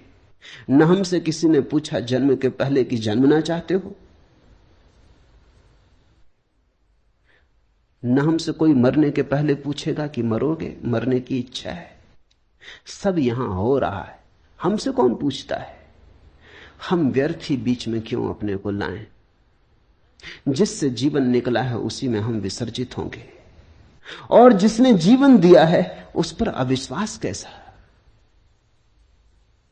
जहां से इस सुंदर जीवन का आविर्भाव हुआ है उस स्रोत पर अविश्वास कैसा? जहां से ये फूल खिले, जहां ये कमल खिले, जहां ये चांद तारे, जहां ये मनुष्य पशु पक्षी हैं, जहां इतना गीत है, जहां इतना संगीत है, जहां इतना प्रेम है, उस पर अविश्वास क्यों? विश्वास का अर्थ है हम अपने को विजाती नहीं मानते, परदेसी नहीं मानते। हम अपने को इस अस्तित्व के साथ एक मानते। इस एक की उद्घोषणा के होते ही जीवन में सुख की वर्षा हो जाती। ऐसे विश्वास रूपी अमृत को पीकर सुखी हो। विश्वास अमृतम पीत्वा सुखी भव। अभी हो जा सुखी, पीत्वा सुखी भव, इसी क्षण हो जा सुखी। मैं एक विशुद्ध बोध हूं, ऐसी निश्चय रूपी अग्नि से अज्ञान रूपी वन को जलाकर तू वीत सुख हुआ, सुखी हो। अभी हो जा दुख के पार। एक छोटी सी बात को जान लेने से दुख विसर्जित हो जाता है कि मैं विशुद्ध बोध हूं, कि मैं मात्र साक्षी भाव हूं, कि मैं केवल दृष्टा हूं। अहंकार का रोग एकमात्र रोग है। मैंने सुना है दिल्ली के एक कवि सम्मेलन में मुल्ला नसरुद्दीन भी सम्मिलित हुआ। जब कवि सम्मेलन समाप्त हुआ और संयोजक पारिश्रमिक बांटने लगे तो वो तृप्त न हुआ। पारिश्रमिक जितना वो सोचता था उतना उसे मिला नहीं। वो बड़ा नाराज हुआ। उसने कहा, जानते हो मैं कौन हूं? मैं पूना का कालिदास हूं। संयोजक भी छठे लोग रहे होंगे। उन्होंने कहा, ठीक, लेकिन ये तो बताइए कि पूना के किस मोहल्ले के कालिदास? मोहल्ले मोहल्ले में कालिदास है, मोहल्ले मोहल्ले में टैगोर। हर आदमी यही सोचता है कि अनूठी अद्वितीय प्रतिभा है उसकी। अरब में कहावत है कि परमात्मा जब किसी आदमी को बनाता तो उसके कान में कह देता, तुमसे बेहतर आदमी कभी बनाया ही नहीं। और ये सभी से कहता है। ये मजाक बड़ी गहरी है। और हर आदमी मन में यही ख्याल लिए जीता है कि मुझसे बेहतर आदमी कोई बनाया नहीं, मैं सर्वोत्कृष्ट कृति हूं। कोई माने न माने तो उनकी ना समझी, ऐसे मैं सर्वोत्कृष्ट कृति हूं। इस दंभ में जीता आदमी बड़े दुख पाता है, क्योंकि इस दंभ के कारण वो बड़ी अपेक्षाएं करता है जो कभी पूरी नहीं होंगी। उसकी अपेक्षाएं अनंत हैं, जीवन बहुत छोटा है। जिसने भी अपेक्षा बांधी वो दुखी होगा। इस जीवन को एक और ढंग से भी जीने की कला है, अपेक्षा शून्य, बिना कुछ मांगे। जो मिल जाए उसके प्रति धन्यवाद से भरे हुए, कृतज्ञ भाव से। वही आस्तिक की प्रक्रिया है। जो तुम्हें मिला है वो इतना है, मगर तुम उसे देखो तब ना। मैंने सुना है एक आदमी मरने जा रहा था। जिस नदी के किनारे वो मरने गया, एक सूफी फकीर बैठा हुआ था। उसने कहा, क्या कर रहे हो? वो कूदने को ही था। उसने कहा, रोको मत, बहुत हो गया, जिंदगी में कुछ भी नहीं, सब बेकार है। जो चाहा नहीं मिला, जो नहीं चाहा वही मिला। परमात्मा मेरे खिलाफ है तो मैं भी क्यों स्वीकार करूं ये जीवन? उस फकीर ने कहा, ऐसा करो, एक दिन के लिए रुक जाओ, फिर मर जाना। इतनी जल्दी क्या? तुम कहते हो तुम्हारे पास कुछ भी नहीं। उसने कहा, कुछ भी नहीं। कुछ होता तो मरने क्यों आता? उस फकीर ने कहा, तुम मेरे साथ आओ, इस गांव का राजा मेरा मित्र है। वो ले गया फकीर को। फकीर उसे ले गया। उसने सम्राट के कान में कुछ कहा। सम्राट ने कहा, 1 लाख रुपए दूंगा। उस आदमी ने इतनी सुना, फकीर ने क्या कहा कान में वो नहीं सुना। सम्राट ने कहा, 1 लाख रुपए दूंगा। फकीर आया और उस आदमी के कान में बोला कि सम्राट तुम्हारी दोनों आंखें 1 लाख रुपए में खरीदने को तैयार, बेचते हो? उसने कहा, क्या मतलब? आंख और बेच दूं? लाख रुपए में 10 लाख दे तो भी नहीं देने वाला। तो सम्राट के पास फिर गया। उसने कहा, अच्छा 11 लाख देंगे। उस आदमी ने कहा, छोड़ो जी, ये धंधा करने नहीं, आंख बेचेंगे क्यों? फकीर ने कहा, कान बेचोगे, नाक बेचोगे? ये सम्राट हर चीज खरीदने को तैयार है और जो दाम मांगो देने को तैयार। उसने कहा, नहीं, ये धंधा हमें करने नहीं है, बेचेंगे क्यों? उस फकीर ने कहा, जरा देख, आंख तू 11 लाख में भी बेचने को तैयार नहीं, और रात तू मरने जा रहा था और कह रहा था कि मेरे पास कुछ भी नहीं। जो मिला है वो हमें दिखाई नहीं पड़ता। जरा इन आंखों को तो ख्याल करो, ये कैसा चमत्कार है। आंख चमड़ी से बनी, चमड़ी का ही अंग है, लेकिन आंख देख पाती कैसी पारदर्शी। असंभव संभव हुआ है। ये कान सूंघ पाते संगीत को, पक्षियों के कलरव को, हवाओं के मरमर को, सागर के शोर को। ये कान सिर्फ चमड़ी और हड्डी से बने। ये चमत्कार तो देखो।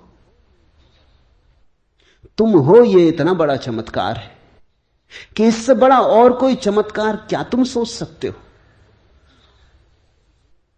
इस हड्डी मांस मज्जा की देह में चैतन्य का दिया जल रहा है। जरा इस चैतन्य के दिए का मूल्य तो आंको। नहीं, लेकिन तुम्हारी इस पे कोई दृष्टि नहीं। तुम कहते हो हमें 100 रुपए की नौकरी मिलनी चाहिए थी, 90 रुपए की मिली, मरेंगे, आत्महत्या कर लेंगे। कि होना चाहिए था मिनिस्टर, केवल डिप्टी मिनिस्टर हो पाए, नहीं जिएंगे। कि मकान बड़ा चाहिए था, छोटा मिला, कोई सार रहने का नहीं। कि दिवाला निकल गया, कि बैंक में खाता खाली हो गया, अब जीने में सार क्या है। कि एक स्त्री चाहिए थी वो न मिली, कि एक पुरुष चाहा था वो न मिला, बस अब मरेंगे। जितना तुम चाहोगे उतना ही तुम्हारे जीवन में दुख होगा। जितना तुम देखोगे कि बिना चाहे कितना मिला है, अपूर्व तुम्हारे ऊपर बरसा है, अकारण तुमने कमाया क्या है? क्या थी कमाई तुम्हारी जिसके कारण तुम्हें जीवन मिले? क्या है तुम्हारा अर्जन जिसके कारण क्षण भर तुम सूरज की किरणों में नाचो, चांद तारों से बात करो? क्या है कारण? क्या है तुम्हारा बल? क्या है प्रमाण तुम्हारे बल का कि हवाएं तुम्हें छुए और तुम गुनगुनाओ, आनंद मग्न हो, कि ध्यान संभव हो सके? इसके लिए तुमने क्या किया है? यहां सब तुम्हें मिला है प्रसाद रूप, फिर भी तुम परेशान हो, फिर भी तुम कहे चले जाते हो, फिर भी तुम उदास हो। जरूर अहंकार का रोग खाए चला जा रहा है, वही सबको पकड़े हुए है। मैंने सुना है एक परिवार के सभी सदस्य फिल्मों में काम करते थे। एक बार परिवार का मुखिया अपने पारिवारिक डॉक्टर के पास आया और बोला, डॉक्टर साहब, मेरे बेटे को छूत की बीमारी, स्कारलेट फीवर, और वह मानता है कि उसने घर की नौकरानी को चूमा है। आप घबराइए नहीं, डॉक्टर ने सलाह दी, जवानी में खून जोश मारता ही है। आप समझे नहीं डॉक्टर, वो आदमी बोला और थोड़ा बेचैन होकर, सच बात यह है कि उसके बाद मैं भी उस लड़की को चूम चुका हूं। तब तो मामला कुछ गड़बड़ नजर आता है। डॉक्टर ने स्वीकार किया। अभी क्या गड़बड़ है डॉक्टर साहब? उसके बाद मैं अपनी पत्नी को भी 2 बार चूम चुका हूं। इतना सुनते ही डॉक्टर अपनी कुर्सी से उछल के चिल्लाया, तब तो मारे गए, तब तो ये वाहियात बीमारी मुझे भी लग चुकी होगी। वो उनकी पत्नी को चूम चुके। ऐसी बीमारी फैलती चली जाती। अहंकार छूत की बीमारी है। जब बच्चा पैदा होता है तो कोई अहंकार नहीं होता, बिल्कुल निरअहंकार, निर्दोष होता है। खुली किताब होता है, कुछ भी लिखावट नहीं होती, खाली किताब होता है। फिर धीरे धीरे अक्षर लिखे जाते, फिर धीरे धीरे अहंकार निर्मित किया जाता है। मां बाप, परिवार, समाज, स्कूल, विश्वविद्यालय फिर उसके अहंकार को मजबूत करते चले जाते। ये सारी प्रक्रिया हमारे शिक्षण की और संस्कार की, सभ्यता और संस्कृति की बस एक बीमारी को पैदा करती, अहंकार को जन्माती। ये अहंकार फिर जीवन भर हमारे पीछे प्रेत की तरह लगा रहता है। अगर तुम धर्म का ठीक अर्थ समझना चाहो तो इतना ही है। समाज, संस्कृति, सभ्यता तुम्हें जो बीमारी दे देते हैं, धर्म उस बीमारी की औषधि है और कुछ भी नहीं। धर्म समाज विरोधी है, सभ्यता विरोधी है, संस्कृति विरोधी है। धर्म बगावत है, धर्म क्रांति है। धर्म की क्रांति का कुल अर्थ इतना ही है कि तुम्हें जो दे दिया है दूसरों ने, उसे किस भांति तुम्हें सिखाया जाए कि तुम उसे छोड़ दो, उसे पकड़ के मत चलो। वही तुम्हारी पीड़ा है, वही तुम्हारा नरक है। अहंकार के अतिरिक्त जीवन में और कोई बोझ नहीं, अहंकार के अतिरिक्त जीवन में और कोई बंधन जंजीर नहीं है। मैं एक विशुद्ध बोध हूं, ऐसी निश्चय रूपी अग्नि से अज्ञान रूपी वन को जलाकर तू वीत शोक हो, सुखी हो। अहंकार का अर्थ है अपने चैतन्य को किसी और चीज से जोड़ लेना। एक आदमी कहता है कि मैं बुद्धिमान हूं, तो उसने बुद्धिमानी से अपने अहंकार को जोड़ लिया, तो उसकी चेतना अशुद्ध हो गई। तुमने देखा, दूध में कोई पानी मिला देता है तो हम कहते हैं दूध अशुद्ध हो गया। लेकिन अगर पानी मिलाने वाला कहे कि हमने बिल्कुल शुद्ध पानी मिलाया है, फिर तब भी तुम कहोगे अशुद्ध हो गया। शुद्ध पानी मिलाओ या अशुद्ध, ये थोड़ी सवाल है। पानी मिलाया, इससे कोई फर्क नहीं पड़ता कि तुमने शुद्ध पानी मिलाया, तो भी दूध तो अशुद्ध हो गया। और अगर गौर करो तो दूध ही अशुद्ध नहीं हुआ, पानी भी अशुद्ध हो गया। पानी और दूध दोनों शुद्ध थे, अलग अलग मिलके अशुद्ध हो गए। विपरीत और विजातीय और अन्य से मिलके उपद्रव होता है। चैतन्य जैसे ही अपने से भिन्न से मिल जाता है। तुमने कहा मैं बुद्धिमान, बुद्धि यंत्र है, उसका उपयोग करो, बुद्धिमान मत बनो। यही बुद्धिमानी है, बुद्धिमान मत बनो। तुमने कहा मैं बुद्धिमान, उपद्रव शुरू हुआ, दूध पानी से मिल गया। फिर तुम्हारी बुद्धि कितनी ही शुद्ध हो, इससे कोई फर्क नहीं पड़ता। तुमने कहा मैं चरित्रवान, दूध पानी से मिल गया। अब तुम्हारा चरित्र कितना ही शुद्ध हो, इससे कुछ फर्क नहीं पड़ता। दुष्चरित्र और सच्चरित्र दोनों के अहंकार होते। मैंने सुना है एक पुरानी कहानी कि जार के जमाने में रूस में साइबेरिया में 3 कैदी बंद थे और तीनों में सदा विवाद हुआ करता था कि कौन बड़ा अपराधी, और तीनों में सदा विवाद हुआ करता था कि कौन ज्यादा दिन से जेल भोग रहा है। जेल में अक्सर यह होता है, लोग वहां भी बढ़ा चढ़ा के बताते। ऐसे नहीं कि तुम अपना बैंक बैलेंस बढ़ा चढ़ा के बताते हो और मेहमान आ जाते तो घर में पड़ोस से फर्नीचर मांग के वो गलीचे बिछा देते हो, तुम ही धोखा देते हो। ऐसा नहीं, ऐसा नहीं है कि तुम ही दूसरों को देख के खूब जोर जोर से हरे राम करने लगते हो कि कोई आ जाए तो प्रार्थना लंबी हो जाती है, पूजा की घंटियां जोर से बजने लगती हैं, कोई ना आए जल्दी निपटा लेते हो। ऐसा तुम ही करते हो, ऐसा नहीं है। मेहमान घर में हो तो तुम मंदिर चले जाते हो, क्योंकि मेहमानों पर धार्मिक होने का प्रभाव डालना है। कैदी भी कारागृह में इसी तरह करते। उन 3 कैदियों में विवाद होता था। एक दिन पहले कैदी ने कहा कि मैं जब जेल में आया था, जब मुझे साइबेरिया के जेल में डाला गया, तब मोटर गाड़ी नहीं चलती थी।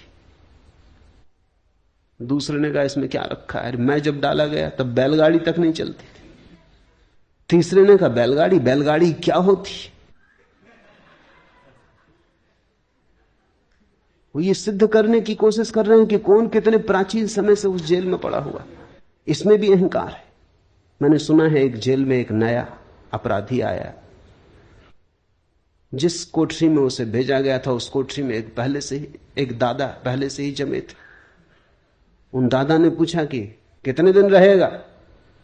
मैंने कहा कि ये कोई 20 साल की सजा हुई। तो उसने कहा तू दरवाजे पे रह, तुझे जल्दी निकलना पड़ेगा, तू दरवाजे के पास ही अपना बिस्तरा लगा ले। अपराधी का भी अहंकार है, बुरे के साथ भी आदमी अपने अहंकार को भरता है, भले के साथ भी भरता है। लेकिन दोनों स्थितियों में चैतन्य अशुद्ध हो जाता है।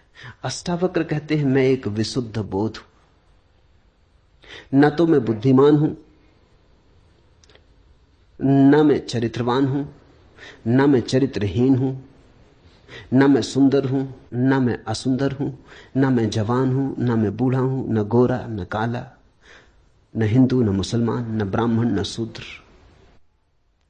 मेरा कोई तादात्म्य नहीं, मैं इन सबको देखने वाला हूं।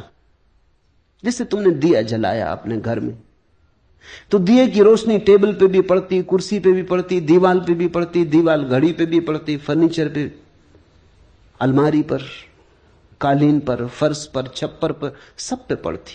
तुम बैठे तुम पे भी पड़ती। लेकिन ज्योति न तो दीवार है, न छप्पर है, न फर्श है, न टेबल है, न कुर्सी है। सब रोशन है उस रोशनी में, लेकिन रोशनी अलग है। शुद्ध चैतन्य तुम्हारी रोशनी है, तुम्हारा बोध है। वो बोध तुम्हारी बुद्धि पर भी पड़ता, तुम्हारी देह पर भी पड़ता, तुम्हारे कृत्य पर भी पड़ता, लेकिन तुम उनमें से कोई भी नहीं हो। जब तक तुम अपने को किसी से जोड़ के जानोगे तब तक अहंकार पैदा होगा। अहंकार है चेतना का किसी अन्य वस्तु से तादात्म्य। जैसे ही तुमने सारे तादात्म्य छोड़ दिए, तुमने कहा मैं तो बस शुद्ध बोध, मैं तो शुद्ध बोध हूं, शुद्ध बुद्ध हूं, वैसे ही तुम घर लौटने लगे, मुक्ति का क्षण करीब आने लगा। अष्टावक्र कहते हैं विशुद्ध बोध हूं ऐसी धारणा, अहम एका विशुद्ध बोधा इति। ऐसे निश्चय रूपी अग्नि से, ये क्या है निश्चय रूपी बात? सुन के ये निश्चय न होगा, केवल बुद्धि से समझ के ये निश्चय न होगा, ऐसा तो बहुत बार तुमने समझ लिया फिर भूल जाते हो। अनुभव से ये निश्चय होगा, थोड़े प्रयोग करोगे तो निश्चय होगा, प्रतीति होगी तो निश्चय होगा, और निश्चय होगा तो क्रांति घटित होगी। अज्ञान रूपी वन को जलाकर तू वीत सोख हुआ, सुख को प्राप्त हो, सुखी हो।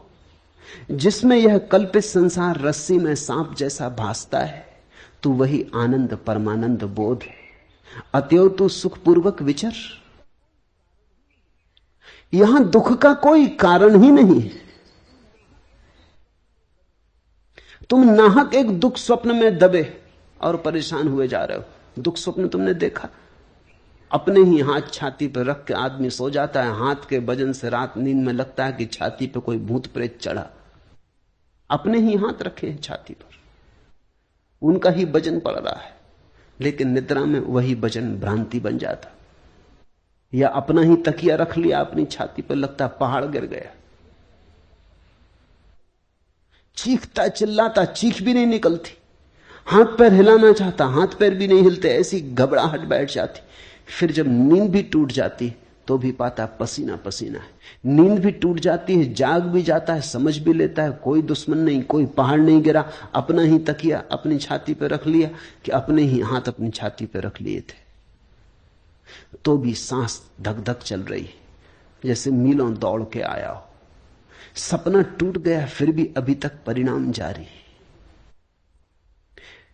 जिसको हम ये संसार के दुख कह रहे हैं, वो हमारी ही बोध की भ्रांतियां हैं, जिसमें यह कल्पित संसार रस्सी में सांप जैसा भासता है। तुमने देखा कभी रस्सी पड़ी हो रास्ते पर अंधेरे में, बस सांप का ख्याल आ जाता, ख्याल आ गया तो रस्सी पर सांप आरोपित हो गया, भागे, चीख पुकार मचा दी। हो सकता है दौड़ने में गिर पड़ो, हाथ पैर तोड़ लो, तब बाद में पता चले कि सिर्फ रस्सी थी, बेनाहक दौड़े। लेकिन फिर क्या होता, हाथ पैर तोड़ चुके। लेकिन अगर तुम्हारे पास थोड़ा सा भी बोध का दिया हो, प्रकाश हो थोड़ा, तो अंधेरे से अंधेरी रात में भी तुम बोध के दिए से देख पाओगे कि रस्सी रस्सी है, सर्प नहीं। इस बोध में ही आनंद और परमानंद का जन्म होता है। अतएव तू सुखपूर्वक विचर। तेरे पास सूत्र है, तेरे पास ज्योति है, ज्योति को तूने नाहक के पर्दों में ढांका। पर्दे हटा, घूंघट के पट खोल, विचार के, वासना के, अपेक्षा के, कल्पनाओं के, सपनों के पर्दे हटाओ। वही हैं घूंघट। घूंघट को हटाओ, खुली आंख से देखो। लोग बुर्के ओढ़े बैठे, उन बुर्कों के कारण कुछ दिखाई नहीं पड़ता, धक्के खा रहे हैं, गड्ढों में गिर रहे हैं। वही आनंद परमानंद बोध है। अतएव तू सुखपूर्वक विचर। यत्र विश्वमिदं भाति कल्पितम रज्जु सर्पवत, आनंद परमानंदा सा बोधस्त्वम सुखम चर। आनंद परमानंद बोधा त्वम सुखम चर। इस थोड़े से बोध को समझ लो, पकड़ लो, पहचान लो, फिर विचरण करो सुख में। ये अस्तित्व परम आनंद है। इस अस्तित्व ने दुख जाना नहीं, दुख तुम्हारा निर्मित किया हुआ है। कठिन है समझना ये बात, क्योंकि हम इतने दुख में जी रहे हैं, हम कैसे माने कि दुख नहीं। वो जो रस्सी को देख के भाग गया है, वो भी नहीं मानता कि सर्प नहीं है। वो जो हाथ रख के छाती पे पड़ा है और सोचता है पहाड़ गिर गया, वो भी उस क्षण में तो नहीं मान सकता कि पहाड़ नहीं गिर गया है। वैसी ही हमारी दशा है। क्या करें? थोड़े दृश्य से दृष्टा की तरफ चले। देखें सब, लेकिन देखने वाले को न भूलें। सुने सब, सुनने वाले को न भूलें। करें सब, लेकिन स्मरण रखें कि करता नहीं है। बुद्ध कहते थे चलो राह पर, और स्मरण रखो कि भीतर कोई चल नहीं रहा है। भीतर सब अचल है। ऐसा ही है भी। गाड़ी के चाक को चलते देखा, कील तो ठहरी रहती, चाक चलता जाता। ऐसे ही जीवन का चाक चलता है, कील तो ठहरी हुई है। कील हो तुम। मुक्ति का अभिमानी मुक्त है और बद्ध का अभिमानी बद्ध। क्योंकि इस संसार में यह लोकोक्ति सच है कि जैसी मति वैसी गति। यह सूत्र मूल्यवान है। मुक्ति का अभिमानी मुक्त है। जिसने जान लिया कि मैं मुक्त हूं, वो मुक्त है। मुक्ति के लिए कुछ और करना नहीं, इतना जानना ही है कि मैं मुक्त हूं। तुम्हारे करने से मुक्ति ना आएगी, तुम्हारे जानने से मुक्ति आएगी। मुक्ति कृत्य का परिणाम नहीं, ज्ञान का फल है। मुक्ति का अभिमानी मुक्त है और बद्ध का अभिमानी बद्ध। जो सोचता है मैं बंधा हूं, वो बंधा है। जो सोचता है वो मुक्त हूं मैं, वो मुक्त है। तुम जरा करके भी देखो। एक 24 घंटे ऐसा सोच कर देखो कि चलो 24 घंटे यही सही, मुक्त हूं।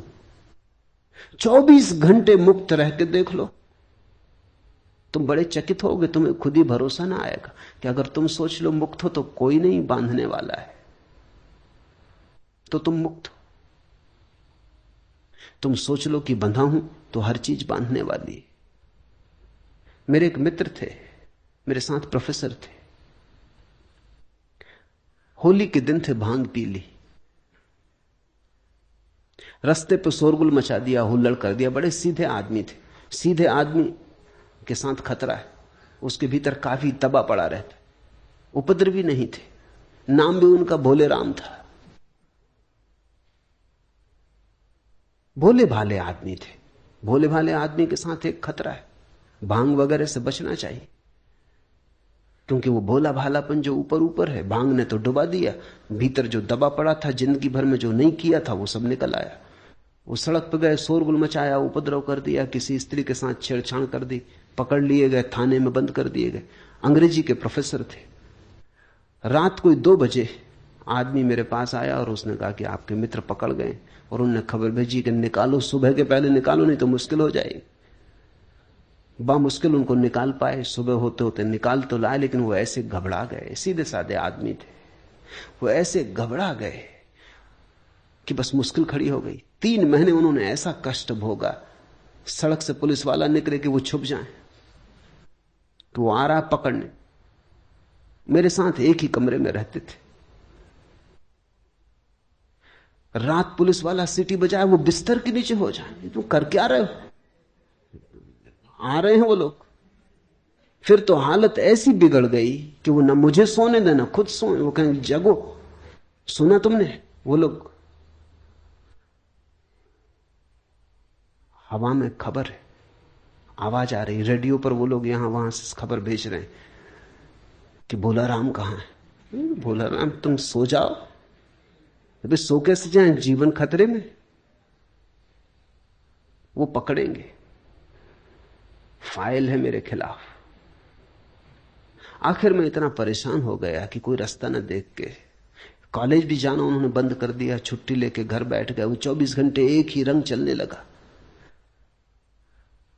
जिसको मनोवैज्ञानिक पैरानॉइड कहते। वो पैरानॉइड हो गए, अपने भय से ही रचना करने लगे। भले आदमी थे, कभी सोचा भी नहीं था मैंने, लेकिन एक अनुभव हुआ कि आदमी क्या क्या कल्पना नहीं कर ले सकता है।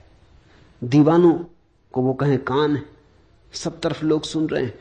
कोई भी रास्ते पे चल रहा है तो वो उन्हीं को देखता हुआ चल रहा है। कोई किनारे पर खड़े होकर हंस रहा है तो वो भोला राम को देख के हंस रहा है। कोई बात कर रहा है तो वो उन्हीं के खिलाफ षड्यंत्र रच रहे हैं। सारी दुनिया उनके खिलाफ। फिर कोई उपाय न देख के मुझे एक ही रास्ता दिखाई पड़ा। एक परिचित मित्र थे, इंस्पेक्टर थे, उनको समझाया कि तुम आ जाओ एक दिन फाइल लेके। कोई फाइल हो तो हम ले आए, कोई फाइल है ना कुछ। इस आदमी ने कभी कुछ किया ही नहीं, सिर्फ एक दफा भंग पी, थोड़ा उधम मचाया, खत्म हो गई बात। अब इसमें कोई इतना शोरगुल नहीं। तो कोई भी फाइल ले आओ, कागज कोरे रख के आ जाना, मगर फाइल बड़ी होनी चाहिए, क्योंकि वो कहते हैं फाइल बड़ी और भोला राम का नाम लिखी होनी चाहिए।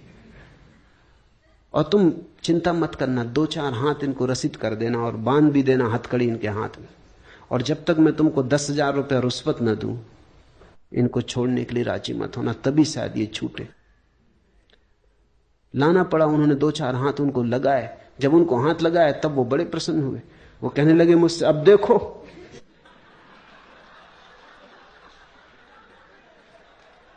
जो मैं कहता था हुआ कि नहीं, ये रही फाइल, बड़े बड़े अक्षरों में भोला राम लिखा है। अब बोलो, वो सब समझदारी की बातें कहां गई? अब ये हो रहा है, चले भोला राम, हथकड़ी भी डाल दी। मगर एक तरह से वो प्रसन्न थे, एक तरह से दुखी थे, रो रहे थे, मगर एक तरह से प्रसन्न थे कि उनकी धारणा सही सिद्ध हुई। आदमी ऐसा पागल है, तुम्हारे दुख की धारणा भी सही सिद्ध हो तो तुम्हारे अहंकार को तृप्ति मिलती कि देखो मैं सही सिद्ध हुआ। उनका पूरा भाव यह था कि सबको गलत सिद्ध कर दिया, सब समझाने वाले, कोई सही सिद्ध नहीं हुआ, आखिर में ही सही सिद्ध हुआ। बा मुश्किल समझाया बुझाया। इंस्पेक्टर को सो कह रखा था जल्दी मत मान जाना, नहीं तो वो सोचेंगे कि कोई जालसाजी। वो कहा कि ये हो ही नहीं सकता, ये तो इनको आजन्म सजा होगी। बस वो जब ये इस तरह की बातें कहें वो मेरी तरफ देखेंगे, कहो। बहुत मुश्किल से समझा बुझा के हाथ पैर जोड़ के नोट की गड्डियां उनको दी, फाइल जलाई सामने। उस दिन से भोला राम मुक्त हो गए, ठीक हो, सब खत्म हो गया मामला। करीब करीब ऐसी अवस्था है।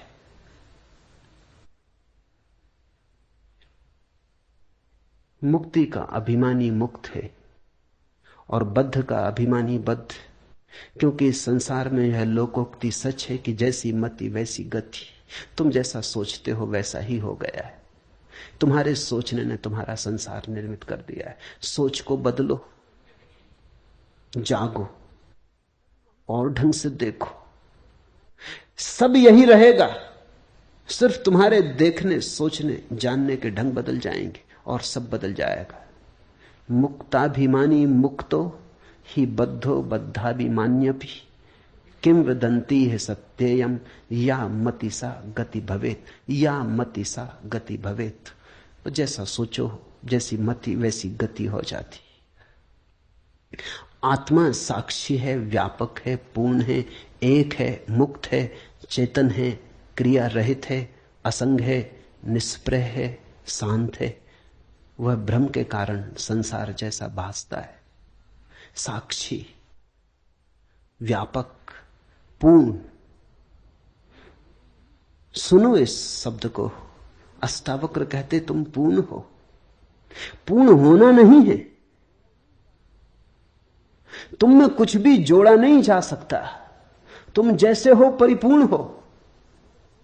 तुम में कुछ विकास नहीं करना है, तुम्हें कुछ सोपान नहीं चढ़ने, तुम्हारे आगे कुछ भी नहीं है। तुम पूर्ण हो, तुम परमात्मा हो, व्यापक हो, साक्षी हो, एक हो, मुक्त हो, चेतन हो, क्रिया रहित हो, असंग हो। किसी ने तुम्हें बांधा नहीं, कोई संग साथी नहीं, अकेले हो, परम एकांत में हो, निष्प्रह हो। ऐसा होना नहीं है, यही फर्क है अष्टावक्र के संदेश का। अगर तुम महावीर को सुनो तो महावीर कहते ऐसा होना है।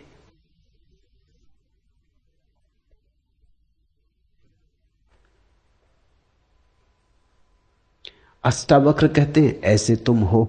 ये बड़ा फर्क है, ये छोटा फर्क नहीं। महावीर कहते हैं असंग होना है, निष्प्रह होना है, पूर्ण होना है, व्यापक होना है, साक्षी होना है। अष्टावक्र कहते हैं तुम ऐसे हो, बस जागना है, ऐसा आंख खोल के देखना है। अष्टावक्र का योग बड़ा सहज योग है। साधो सहज समाधि भली, तू कुटस्थ बोधरूप अद्वैत आत्मा का विचार कर। अहम आभास इति, मैं आभास रूप अहंकारी जीव हूं। ये तुमने जो अब तक मान रखा है ये सिर्फ आभास है। ये तुमने जो मान रखा है ये तुम्हारी मान्यता है, मति है। यद्यपि तुम्हारे आसपास भी ऐसा ही मानने वाले लोग हैं, इसलिए तुम्हारी मति को बल भी मिलता है। आखिर आदमी अपनी मति उधार लेता है, तुम दूसरों से सीखते हो। आदमी अनुकरण करता है। यहां सभी दुखी हैं, तुम भी दुखी हो गए हो। जापान में एक अद्भुत संत हुआ, होते ही जैसे ही वो ज्ञान को उपलब्ध हुआ, या कहना चाहिए जैसे ही वो जागा, वो हंसने लगा। फिर वो जीवन भर हंसता ही रहा। वो गांव गांव जाता है। होते ही को जापान में लोग हंसता हुआ बुद्ध कहते। वो बीच बाजार में खड़ा हो जाता और हंसने लगता। फिर तो उसका नाम दूर दूर तक फैल गया। लोग उसकी प्रतीक्षा करते कि होते ही कब आएगा। उसका कोई और उपदेश न था, वो बस बीच बाजार में खड़े होकर हंसता। धीरे धीरे भीड़ इकट्ठी हो जाती और लोग भी हंसने लगते। होते ही से लोग पूछते आप कुछ और कहो। वो कहता और क्या कहें, नाहक रो रहे हो, कोई हंसने वाला चाहिए जो तुम्हें हंसा दे। इतनी ही खबर लाता हूं कि हंस लो, कोई कमी नहीं है। दिल खोल के हंसो, सारा अस्तित्व हंस रहा है, तुम नाहक रो रहे हो। तुम्हारा रोना बिल्कुल निजी, प्राइवेट है। पूरा अस्तित्व हंस रहा है। चांद तारे फूल पक्षी सब हंस रहे हैं, तुम नाहक रो रहे हो। खोलो आंख, हंस लो, मेरा कोई और संदेश नहीं है। वो हंसता एक गांव से दूसरे गांव घूमता रहता। कहते हैं उसने पूरे जापान को हंसाया, और उसके पास लोगों को धीरे धीरे हंसते हंसते हंसते झलकें मिलती। वो उसका ध्यान था, वही उसकी समाधि थी। लोग हंसते हंसते धीरे धीरे अनुभव करते कि हम हंस सकते हैं, हम प्रसन्न हो सकते हैं अकारण। कारण की खोज ही गलत है। तुम जब तक कारण खोजोगे कि जब कारण होगा तब हंसेंगे, तो तुम कभी हंसोगे ही नहीं। तुमने अगर सोचा कि कारण होगा तब सुखी होंगे, तो तुम कभी सुखी ना होगे। कारण खोजने वाला और दुखी होता जाता। कारण दुख के हैं, सुख स्वभाव है। कारण को निर्मित करना पड़ता, दुख को भी निर्मित करना पड़ता। सुख है, सुख मौजूद है, सुख को प्रकट करो, यही अष्टावक्र का बार बार कहना है।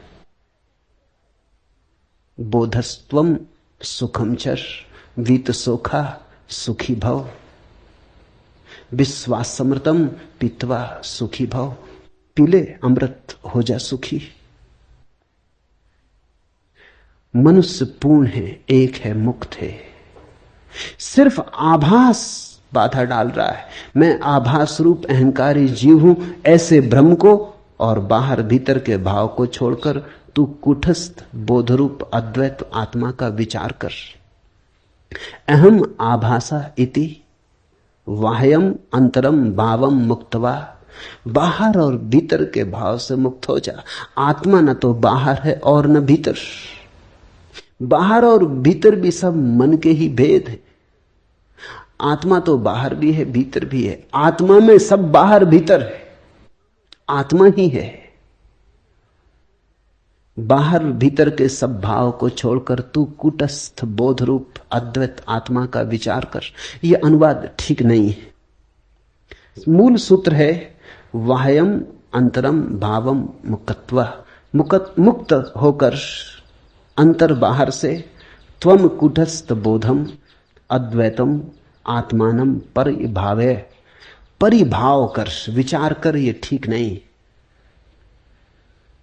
परिभाव कर कि तू कूटस्थ आत्मा है, ऐसा बोध कर, ऐसा भाव ऐसी भावना में जग। विचार तो फिर बुद्धि की बात हो जाती, विचार तो फिर ऊपर ऊपर की बात हो जाती। सिर से नहीं होगा, ये हृदय से होगा। ये भाव प्रेम जैसा होगा, गणित जैसा नहीं। ये तर्क जैसा नहीं होगा, गीत जैसा होगा जिसकी गुनगुनाहट डूबती चली जाती गहराई तक और प्राणों के अंतरतम को छू लेती, स्पंदित कर देती। परिभाव कर कि मैं कूटस्थ आत्मा हूं। ये घूमता हुआ चाक नहीं, बीच की कील हूं। कील यानी कूटस्थ।